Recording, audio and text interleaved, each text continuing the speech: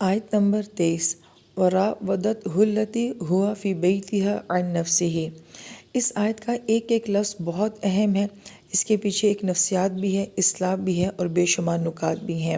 پہلی بات تو یہ کہ یہاں پہ مجہول انداز میں کہا جا رہا ہے کہ جس گھر میں یوسف علیہ السلام تھے، وہ عورت جو ہے وہ یوسف علیہ السلام کو اپنی طرف مائل کر رہی تھی، تو گویا کہ عورت کا نام نہیں ظاہر کیا گیا، عورت کی پردہ پوشی کی گئی ہے۔ یہی ہمارے دین کا مزاج ہے کہ دوسروں کو چھپانا۔ پھر یوسف علیہ السلام جو کہ اپنے بھائیوں کی آزمائش سے گزر کر آئے ہیں، اب جب وہ محل میں تھوڑے سے سیٹل ہو گئے ہیں تو اب بہت ساری نعمتیں ان کو نصیب ہوئی ہیں، مگر نعمت کے ساتھ آزمائش بھی آتی ہے، تو اب ایک دوسری آزمائش آ رہی ہے۔ آیت میں راودہ کا لفظ آ رہا ہے، اس کا ایک معنی کسی کام کا مسلسل کرتے رہنا، بار بار کوشش کے ساتھ کوئی کام کرنا، بڑے محتاط انداز سے اپنی کسی خواہش کا کرنا۔ لہٰذا اس لفظ کے اندر عمل اور رد عمل دونوں کا مفہوم پایا جاتا ہے کہ ایک طرف سے اٹیک ہو رہا ہے اور دوسری طرف سے ڈیفنس ہو رہا ہے، تو کوئی کسی کو مسلسل کوشش کے ساتھ مائل کر رہا ہے۔ پھر آیت میں ان نفس ہی کا لفظ آتا ہے کہ اس کو اس کے نفس سے جو ہے اپنی طرف مائل کرنے کی کوشش کرنا، تو یہ عورت جو ہے یہ محل میں بڑی اچھی پوزیشن کے اوپر ہے، مال کا تو یہ ویسے ہی ہے، مگر کسی انسان کی آنکھوں میں اپنی محبت کو دیکھنا، اپنی توجہ، اپنی اہمیت کو دیکھنا، گویا کہ یہ ایک عورت کی نفسیات بھی بیان کی جا رہی ہے کہ عورت کی انا جو ہے وہ کسی کی توجہ چاہتی ہے، اور کسی کی توجہ اور اہمیت سے شاید عورت کی انا کو تسکین ملتی ہے۔ تو گویا اس عورت کی ساری کوشش جو ہے وہ سامنے والے کی نگاہ میں اپنی اہمیت، محبت اور توجہ کو دیکھنا ہے۔ اس میں ایک ایلیٹ کلاس کی عورت کی نفسیات بھی بیان کی جاتی ہے کہ جو امیر بھی ہے، اور ظاہری بات ہے وہ صلاحیت والی بھی ہوگی کہ تبھی تو وہ محل میں اتنی اہم پوزیشن کے اوپر ہے، اور خوبصورت بھی ہوگی کیونکہ عزیز مصر جو ہیں وہ کسی عام عورت سے تو شادی کرتے نہیں ہیں، مگر اس کے باوجود زندگی میں کوئی ایسی محرومی ہے جس کو وہ کہیں دوسری جگہ تلاش کر رہی ہے۔ اور ایک شادی شدہ عورت، اس کے آس پاس ایک ایسا مرد ہے کہ جس میں وہ تمام خوبیاں ہیں جو شاید ہر عورت اپنے شوہر میں دیکھنا چاہتی ہے۔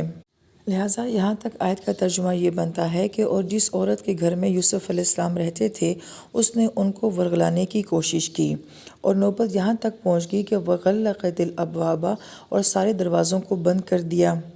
لہٰذا یہ الفاظ بڑے اہم ہیں کہ گناہ کرتے ہوئے لوگوں کا سوچا، اللہ تعالیٰ کی ذات کو نہیں سوچا۔ تو ہم اپنے گناہوں کو لوگوں سے چھپانے کی کوشش تو کرتے ہیں، مگر ہم اللہ تعالیٰ کی ذات کی حیا نہیں کرتے ہیں کہ وہ بھی تو ہمارے گناہ کو دیکھ رہے ہیں۔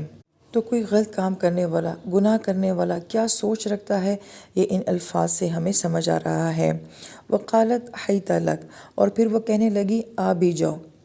حیت لک جو ہے، اسے یوں کہیں کہ یہ کوڈ ورڈز ہوتے ہیں کہ اشاروں میں ایسی بات کہہ دینا کہ جس سے کچھ اور معنی بھی نکلتا ہو، اور جب کبھی آپ سامنے والے کو الرٹ کریں کہ آپ نے کیا کہا تو وہ کہیں میں نے تو کچھ بھی نہیں کہا، میں نے تو یہ کہا تھا، تو اس طرح کے ورڈز کو کوڈ ورڈ کہا جاتا ہے۔ یہاں پہ یہ الفاظ بھی اسی طریقے سے ہیں۔ لہٰذا آج کے دور میں ہمیں یہ کوڈ ورڈز کہاں سے نظر آتے ہیں، تو یہ موبائل کے اندر جتنی بھی ایپس ہیں، یہ گروپس ہیں، اور جتنی بھی یہ میڈیا کی چیزیں ہیں، کہ یہاں سے ہمیں بہت سارے کوڈ ورڈ جو ہیں وہ غلط کاموں کے مل رہے ہوتے ہیں۔ یوسف علیہ السلام اس کے جواب میں فرماتے ہیں قال معاذ اللہ، کہ اللہ کی پناہ۔ یہاں پہ اعوذ باللہ نہیں کہا گیا، معاذ اللہ کہا گیا ہے۔ اس میں ظرف زمان، ظرف مکان دونوں آ جاتے ہیں کہ جب انسان یہ کہے کہ اللہ تعالیٰ یہ وقت، یہ لمحہ، یہ حالات، یہ جگہ جہاں میں کسی بھی فتنے میں اور گناہ میں مبتلا ہو سکتا ہوں، اللہ میں آپ کی پناہ میں آ رہا ہوں، تو گویا کہ یوں کہیں کہ یہ ایمرجنسی میں بولے جانے والے الفاظ ہیں۔ اعوذ باللہ کہنے کے بجائے ڈائریکٹ معاذ اللہ، کہ اللہ تعالیٰ مجھے ساری سچویشن، حالات سے اور لمحات سے اپنی پناہ میں لے لیں۔ تو گناہ کے ماحول اور وقت میں اللہ تعالیٰ کا خیال آ جانا یہ بہت بڑی نعمت ہے۔ اور یہ فتنہ جو ہے یہ ایک شادی شدہ عورت کے ساتھ بھی ہے، اور اسی وقت میں ایک پاک دامن مرد کے ساتھ بھی یہ فتنہ چل رہا ہے۔ لہٰذا یہ نہیں کہا جا سکتا کہ یہ آزمائش اور یہ فتنے جو ہیں وہ صرف نوجوانوں کے ساتھ ہوتے ہیں، غیر شادی شدہوں کے ساتھ ہوتے ہیں، اس میں کوئی بھی انوالو ہو سکتا ہے۔ اور پھر یوسف علیہ السلام فرماتے ہیں انہ ربی احسن مثوایا،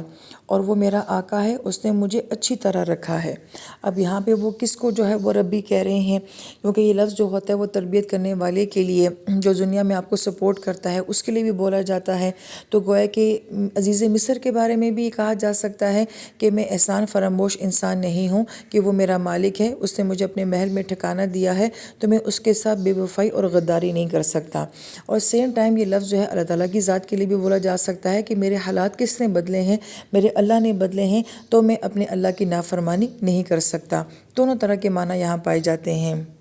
اِنَّهُ لَيُفْلِحُ الظَّالِمُونَ، اور وہ لوگ جو کہ ظلم کرتے ہیں انہیں فلاح حاصل نہیں ہوتی۔ اب اس آیت میں کون سا ظلم ہو رہا ہے؟ تو گویا کہ جو رشتوں میں دھوکہ کرتے ہیں، رشتوں میں بے وفائیاں کرتے ہیں، غداری کرتے ہیں، تو ایسے لوگوں کو کبھی بھی اپنی زندگی میں کامیابی اور فلاح نہیں مل سکتی۔ لہٰذا فلاح وہ اصل کامیابی جو ایک کسان کو فصل کاٹتے وقت نصیب ہوتی ہے پورے سال کی محنت کے بعد، تو انسان کی زندگی کا اینڈ کبھی بھی اچھا نہیں ہو سکتا کہ اگر وہ زندگی میں یہ ظلم کر رہا ہو۔ کون سا ظلم اس آیت میں بیان کیا جا رہا ہے کہ اگر وہ رشتوں کو صحیح وفاداری کے ساتھ نہیں نبھا رہا، تو یہ بہت بڑا ظلم ہے۔